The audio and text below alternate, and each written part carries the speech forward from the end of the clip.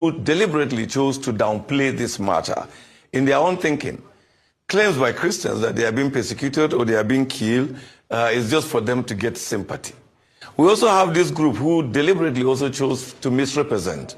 Their own is to keep misrepresenting the entire conversation, framing it as it is just only farmers-herders conflict. Well, we know as victims that it is not. And then we have the last group, those who probably are sympathizers of the perpetrators or sympathizers of victims. So anytime you listen to this conversation, you have this thing going. But as I've said in many fora, that the truth about it is that anybody who comes out and say that there's no Christian genocide, there's no Christian persecution, is not fair. It's not fair to the Christians of northern Nigeria, neither is it fair to the victims and their families. Because some of us who are talking today, we've been around and we have buried many in numbers. We can give those numbers and those incidences with dates. Long even before Boko Haram came up. So the killings have always been there.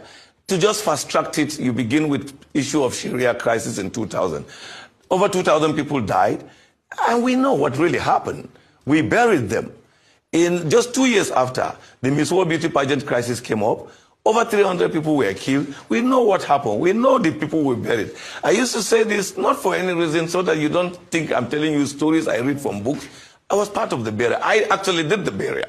So it's not a story. We knew what happened in 2006 about the Danish cartoon crisis. And then Boko Haram came up and further make it big.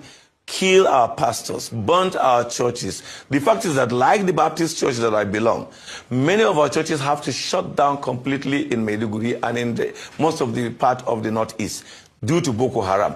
Boko Haram were not just targeting people, they were targeting Christians. They publicly came, and thank God, ISWAP and other terrorist organizations have saying it publicly that, look, they will not stop tormenting or they will not stop persecuting Christians. But when you ask me as a Christian, is it just about... It goes beyond that. There are so many things we have faced. We face a situation where our children cannot be admitted in certain universities that are public universities, and their crime is not because they are not qualified, they are Christians. We face a situation that even if they go to that school, you will have mosques and places of worship for other religions, but they don't have a place to worship. So every Sunday, they will be changing classroom for them. You are not going to worship here today. You are not going to worship here next week. So they don't have a permanent place to worship. And we ask ourselves, where? I, Reverend Hayab, have fought even in public media that there should be no federal institution in Nigeria where a citizen of Nigeria, a son of a Nigeria, will not be allowed to exercise his right. But our children suffer that. Look, I'll give you an example. There is a resource center by the Catholic in Kaduna, near the Lugat Hole roundabout. In 2000, there were many priests. I remember one of the priests I will always remember was there, is Professor Peter Bona. He is a professor, a Reverend Father, a professor.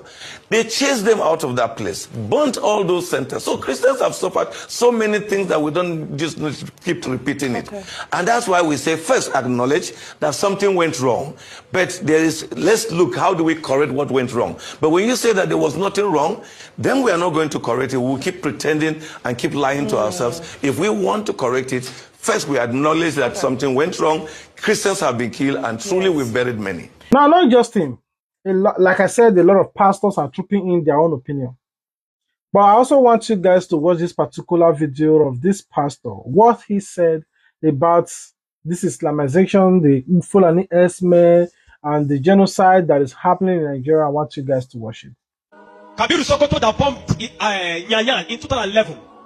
When they rearrested him, guess where they caught him? In the house of Shetima in Abuja. What is he doing in the house of Shetima if Shetima doesn't know him? But today, Shetima is your vice president. How do you win a war where terrorists are ruling you? Where terrorist sympathizers are moving around? This is not a period to say we are praying. No! This is a period of wisdom. This is a period of action. Now, you guys have watched out the video.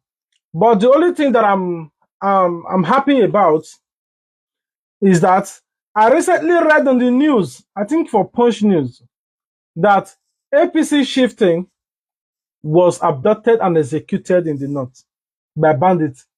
Nigeria, when I watch the video and I see the post, when I go through the comment section, Nigerians were rejoicing. When I get wicked at all, how the by person like that, the whole APC shifting, that the buy and you people they rejoice.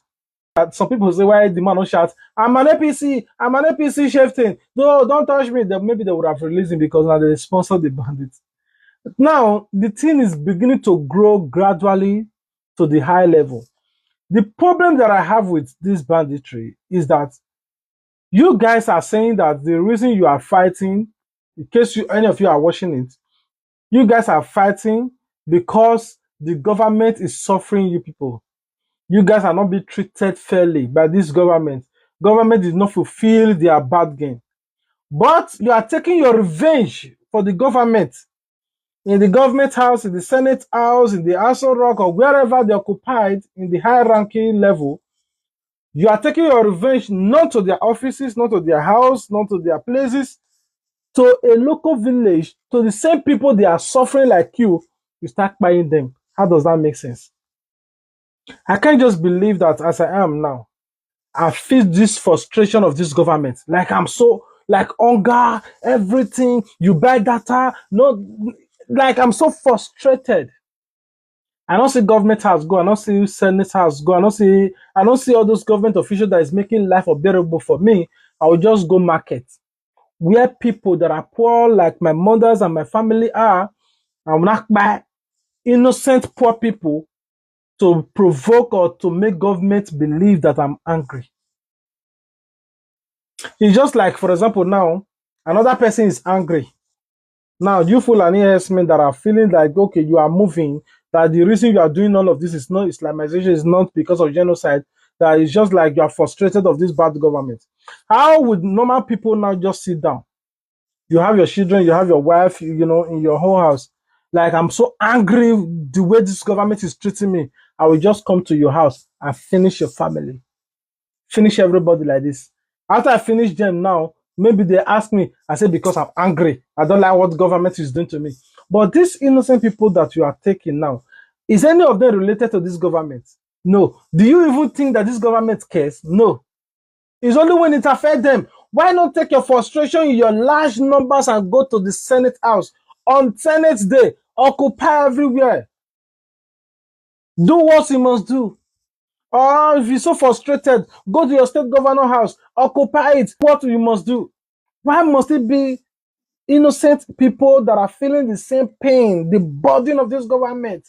Why must it be them being your victim to send strong message to the government? You kidnap poor person demanding money. You said you are frustrated. The same frustration, you are so frustrated you have money to buy a weapon, but these people don't even have money to feed.